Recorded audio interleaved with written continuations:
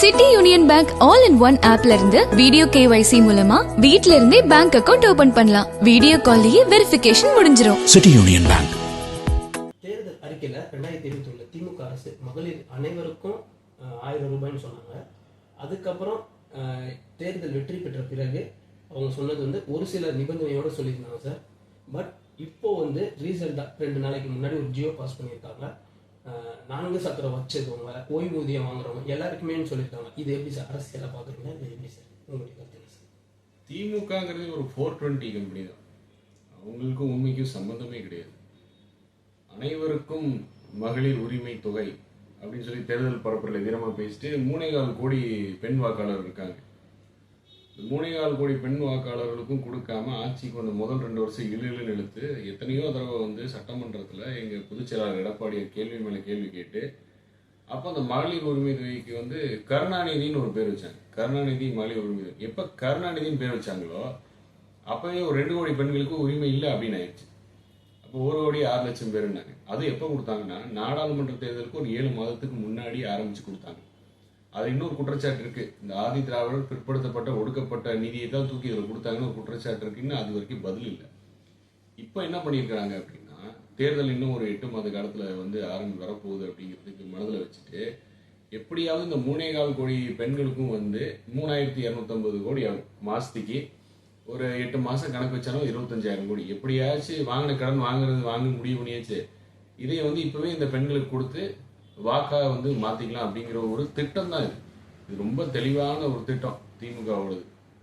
இது வந்து ஓட்டுக்கு காசை வந்து இந்த அரசு மூலமாக அஃபீஷியலாக கொடுக்குறாங்க. அது எப்படி 4 வருஷமா வந்து கார் வச்சுக்கிறவங்க இந்த சட்ட வரையறை அந்த வரையறை, குடும்பத்தில் 2 பெண்கள் இருந்தால் 1 பெண்கள்லாம் ஓய்வூதியம் வாங்கின கிடையாது. இவ்வளோ 1008 சட்டத்திட்டம் பேசிட்டு நாங்கள் கேள்வி கேட்டபோது அது எப்படி ஒரு திட்டத்தை வந்து வரையறை இல்லாமல் நாங்கள் கொடுப்போம்னு எங்கிட்ட பேசினாங்க. நாங்கள் கேட்டால் தேர்தல் வாக்குறுதியும் அதை சொல்லலை அப்படின்னு. இப்போ அது எப்படி எல்லா வரையறையும் நீக்கப்பட்டது அப்படின்னு எந்த அடிப்படையில் தெளிவாக தெரியல. திமுக எவ்வளோ பயந்து நடுங்கி போயிருக்கு. வரப்போகிறதுல கன்ஃபார்மாக தோக்க போகிறது உறுதி. எப்படியாச்சும் ஓட்டுக்கு காசு கொடுக்கணும். அது கடனாக வாங்கி கொள்ளையடிக்கிறது போக மிச்சம் இருக்கிறத மக்கள்கிட்ட இந்த மாதிரி அது பெண்களுக்கு உரிமை தொகை என்னமோ கலர் கலராக பேரை வச்சு கொடுத்துடலாங்கிற திட்டம் தான் சார். இப்போ அவங்க சொல்றாங்க 90% எங்களுடைய வாக்குறுதியை நாங்கள் நிறைவேற்றிட்டோம். இன்னும் ரீசெண்ட் டேஸ் ஒரு 10 மாசம் தான் இருக்கு. நாங்கள் கொடுத்தது எல்லாத்தையும் நிறைவேறிடுவோம். ஓட்டு போட்டவங்களுக்கும் நாங்கள் வேலை செய்கிறோம், ஓட்டு போடாதவங்களுக்கும் நாங்கள் வேலை செய்யறோம்னு சொல்லிட்டு ஒரு பரப்புரை. யார் ஆட்சி கட்டில அமர்ந்தாலும் அந்த முதல்வர் எல்லாருக்கும் தான் வேலை செய்யணும். ஓட்டு போடாதவங்களுக்கு சேர்த்து அவர் வேலை செய்வார். இதெல்லாம் புதுசாக கண்டுபிடிச்சிருக்காரு ஸ்டாலின். ஓட்டு போடாதவங்களுக்கு நான் வேலை செய்யணும், இல்லை வேலை செய்ய மாட்டேன்னு சொல்லுவார். அடிப்படையே தெரியாது. அரசு நிர்வாகம் என்னன்னே தெரியாத ஒரு தலைவர் வச்சிருக்கோம், ஒரு கட்சியை வச்சிருக்கோம். நாங்கள் இப்போ இதான் உண்மை. அத்தனையும் பொய், கட்டுக்கதையில் பொய்யை தவிர்த்து வேறு எதுவும் கிடையாது. 90 விழுக்காடு முடிச்சிட்டோம், 95 விழுக்காடு முடிச்சிட்டோம், 80 விழுக்காடு முடிச்சிட்டோம், 75 முடிச்சிட்டோம், மாறி மாறி பேசிட்டே இருப்பாங்களே ஒழிய எந்த முடிச்சிங்கன்னு ஒரு பட்டியலை கொடுங்க அப்படின்னு கேட்டால் கொடுக்க மாட்டாங்க தேர்தல் வரைக்கும். இதுதான் திமுக. திமுகனாலே திருட்டு முன்னேற்ற கழகம். அவங்களுக்கும் உண்மைக்கும் சம்பந்தமே கிடையாது. பொய் தான் வரும் அவங்க வாயில. இதுவும் சொல்லிட்டே இருப்பாங்க. உலக முதலீட்டாளர் மாநாடு 6,66,000 கோடி என்னெல்லாம அடிச்சு விடுவாங்க வாயில. 4 வருஷம் விளம்பரத்துலேயே ஓடிச்சு. இன்னும் 1 வருஷம் விளம்பரத்துலேயே ஓட்டுவாங்க. இந்த 1 வருஷம் விளம்பரம் இன்னும் தீவிரமாக இருக்கும்.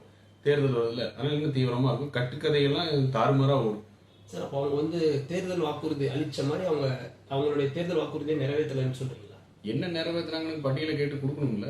4 வருஷம் ஏன் கொடுக்க முடியல? 90 விழுக்காடு முடிச்சுன்னா 520 வாக்குறுதியில் 90 விழுக்காடு முடிச்சா 450 தேர்தல் வாக்குறுதி நிறைவேற்றிட்டோம். அவங்க நேரு சொல்றாங்க இன்னொரு பிரஸ் மீட்ல நாங்க 75% தான் முடிச்சிருக்கோம். இவங்களுடைய பேச்சு முன்னுக்கு பின் இருக்கு. அதெல்லாம் வரும். எப்படி இந்த மழைநீர் வடிகால் திட்டம் 4000 கோடி, திடீர்னு மேயர் வந்து 95பாங்க, ஸ்டாலின் 90பாரு, நேரு 70பாங்க, வாய்க்கு வந்த நம்பர் மாசு வந்தா 80பாரு. ஆளுக்கால ஒரு வாய்க்கு வந்த நம்பர் சொல்லுவாங்கல்ல, அந்த மாதிரி தான் தேர்தல் வாக்குறுதி.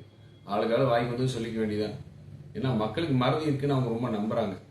அவங்களோட மிகப்பெரிய நம்பிக்கை மக்களோட மறதி தான். அதனால 520 வாக்குறுதிகளை என்னெல்லாம் அடிச்சு விடுமே அடிச்சு வேண்டியதான். இன்னொரு 3 மாசம் கழிச்சு 520 வாக்குறுதி நிறைவேற்றப்பட்டதுன்னு அது ஒரு பாராட்டு விழா வச்சுக்குவாங்க. அவங்களே பாராட்டு பண்ணிட்டு அவங்களே எல்லாரையும் மாறி மாறி பாராட்டிக்கிட்டு நிறைவேற்றி விட்டோன்னு போயிடுவாங்க. என்ன நிறைவேற்றிங்கன்னு கேட்டால் அதை பண்ணிட்டோம் அப்படின்ட்டுருவாங்க. இவ்வளோதான் சார். தூத்துக்குடியில் ஒரு லாக்அப் டெத் நடந்தது, அப்பாவும் மகனும். அப்போ வந்து எதிர்கட்சியா இருந்த திமுக பார்த்தீங்கன்னா மிகப்பெரிய அரசியல் பண்ணாங்க. டே பை டே டிவியில் ஆக்டிவிட்டிஸ் அதை பற்றியே போயிட்டு இருந்தது. இதே சம்பவம் மாதிரி சிவகங்கையிலும் 2 நாள் முன்னாடி நடந்திருக்கு சார். பட் இது யாருமே பெரிய அரசியலாக எதுவுமே ஆகலையா, இல்லை எப்படி சார்? இதை பற்றின உங்களுடைய கருத்து சார்? அந்த தூத்துக்குடி சம்பவம் நடந்தபோது சிபிஐ வேணும் அப்படின்னு சொல்லி வழக்கு நடந்தபோது எடப்பாடியார் வந்து ஆமா சிபிஐ என்கொயரி பண்ணுங்க, தண்டிக்கப்பட்டவர்கள் யாரெல்லாம் சட்டத்தை கையில் எடுத்தாங்களோ உங்களுக்கு நியாயம் கிடைக்கப்படணும். அதனால தான் இன்னும் கூட அந்த போலீஸ்காரனால பெயிலில் வர முடியும், அந்த நடவடிக்கையின் காரணமாக. ஆனால் இந்த அஜித்குமார் என்கின்ற காவலாளி இறந்தது வந்து முதல் இல்லை, இது வந்து 25வது கொலை, விசாரணை கொலை. என்ன விசாரணை மரணம் கூட விசாரணை கொலை 25வது. திமுக ஆட்சி வருது. அப்போ அந்த ஆட்சியோட லட்சணம் எந்த நிலைமையில் இருக்குன்னு பாருங்க. எதிர்கட்சியா இருக்கும் பொழுது ஒரு தனியார் போர்வெல்ல போய் விழுந்து ஒரு மாணவன் விழுந்தாலே, ஒரு சிறுவன் விழுந்தாலே 3 நாள் லைவ் ஓட்டின ஊடகம்லாம் நம்ம பார்த்துருக்கோம். இன்னைக்கு மக்களோட கேள்வி என்ன? அஇஅதிமுக காலத்துல செய்திகளா வர வேண்டிய விஷயத்த கூட நீங்க வந்து விவாத பொருளா மாத்தினீங்க. இப்ப திமுக ஆட்சியில நடக்கிற அவத்துல விவாதமா பேச வேண்டியது கூட ஏன்டா உன்னால செய்தியா போட முடியல தானே கேள்வி. இப்போ நேத்திக்கு கூட பாத்தீங்கன்னாக்கா எல்லா விவாதங்களையும் வந்து பாஜக வந்து மிகப்பெரிய சுமை அதிமுகக்கு, அதிமுக கூட்டணி அதுவும் சேராத வைக்காத. என்ன கவலை இவங்களுக்கு? மக்கள் பிரச்சனையை பேசணுமா? மக்கள் என்ன கஷ்டப்படுறாங்க, அதுக்கு என்ன தீர்வுன்னு அதை பேசணுமா? ஜனநாயகத்தின் 4வது தூணுக்கு இருக்கிற அந்த சுதந்திரம் எங்க போச்சு? ஊடகம் ஃபுல்லா மிரட்டப்பட்டு உருட்டி மிரட்டி வச்சா இப்படி அப்புறம் என்னைக்குதான் விடிவு? ஊடகத்துக்கு என்னைக்கு விடிவு? இருண்ட தமிழகத்தில் இருண்ட ஊடகங்களுக்கு என்னைக்கு விடிவு? இந்த பதிலாச்சு ஊடகம் விவாதிக்குமா? அதான் இன்னைக்கு எதிர்பார்ப்பா இருக்கு. ஆனா கண்டிப்பா நேற்றுக்கு ஒரு போராட்டம் பண்ணுவாங்க. ஏன் போராட்டம் பண்ணோம்னா, அந்த அஜித்குமாரோட தம்பியை வந்து திமுக கொடி கட்ட காரில் ஒருத்தவங்க வந்து தூக்கிட்டு போறாங்க. ஏன்னா அவன் வந்து ஒரு ஸ்டேட்மெண்ட் கொடுத்தாரு, எங்களை வந்து முட்டி போட வச்சு அடிச்சாங்க, போலீஸ்காரங்க அடிச்சாங்க, அந்த இடத்துல இருந்த இரும்பு ராடு, ஒரு பைப்பு, பிளாஸ்டிக் பைப்பு, மிளகா பொடியெல்லாம் அழிச்சிட்டாங்க, தடயத்தில் அழிச்சிட்டாங்க. அவன் அந்த வாக்குமூலம் கொடுத்தானே அவனை தனியாக கூப்பிட்டு போகணும்னு சொல்லி அவனை வேகமாக கட்சிக்கு காரில் கூப்பிட்டு போகும்போது எங்கள் மாவட்ட செயலாளர் செந்தில்நாதன் அவர்களும் கட்சியில் சேர்ந்த நிர்வாகிகள் ஒரு 100-150 பேர் போராட்டம் பண்ணோம் திடீர்னு. அதுக்கப்புறம் போலீஸ் வந்தாங்க, வந்து என்ன ஏதுன்னு கேட்டு அப்புறம் வந்து போலீஸ் வண்டியில் அவனை கூப்பிட்டு போகிறாங்க. இதை பத்தி தமிழ்நாடு ஃபுல்லா நீங்க போராட்டம் நடத்துறதுக்கு ஏதாச்சும் ஐடியா வச்சிருக்கீங்களா? இல்ல ஏன்னா இந்த திமுக வந்து தூத்துக்குடியில பண்ணும்போது தமிழகமே சம்பிச்சது, அந்த மாதிரி நீங்க எதிர்கட்சியா இருந்து நீங்க பண்றதுக்கு தவறு? அடிப்படை கேள்வி மக்களுக்கு உண்மை தெரியட்டும். தூத்துக்குடி சம்பவத்துக்கு போர்டு பிடிச்சி நின்ன திரைத்துறையை சேர்ந்த நடிகர்கள், நடிகைகள் என்ன எத்தனை பேர் வந்து ஜஸ்டிஸ் ஃபார் ஜெயராஜ் பனிக்சன் போர்டு தூக்கிட்டு நின்னாங்கன்னு உங்களுக்கு எல்லாமே தெரியும். இன்னைக்கு எல்லாம் எங்க இருக்காங்கன்னு உங்களுக்கே தெரியும். அப்போ மக்கள் தெளிவா தெரிஞ்சுக்கிட்டோம். எல்லாம் கை ஊட்டம் வாங்கிட்டு காசு வாங்கிட்டு நியாயம் பேசின நாட்கள்ல யாரும் இப்ப பட்டவர்த்தமா வெளியில வருது இல்ல, அது தெரியட்டும் மக்களுக்கு. ஆனா எடப்பாடியார் இதை கூர்ந்து பார்த்துட்டு தான் இருக்காரு. நேற்றுக்கு வந்து கள்ளக்குறிச்சியில ஒரு விழா இருக்கு, 126 அடி உயர கொடி திறப்பு விழா, அது பொதுக்கூட்டம் இருந்தது. இப்ப தற்காலிக நடவடிக்கைன்னு ஒன்று ஆரம்பிச்சிருக்காரு ஸ்டாலின் பயந்து காலையில.